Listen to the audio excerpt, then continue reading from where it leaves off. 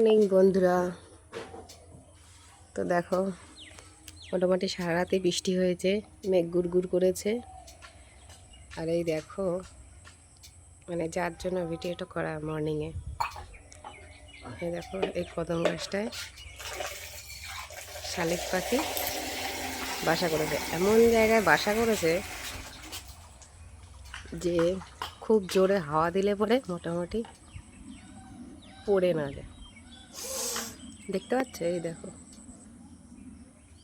কিরম জায়গায় বাসা করেছে বলো, একটু হাওয়া দিলে পরেই পড়ে যাবে। এই আমার বাড়ি থেকে হয় এই রাস্তার এই পাশের জমিটার মধ্যে এই কদম গাছটা একদম ডালের আগায়।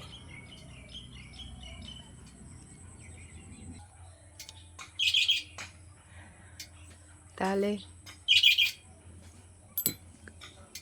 সবুজের সকাল, টাটা।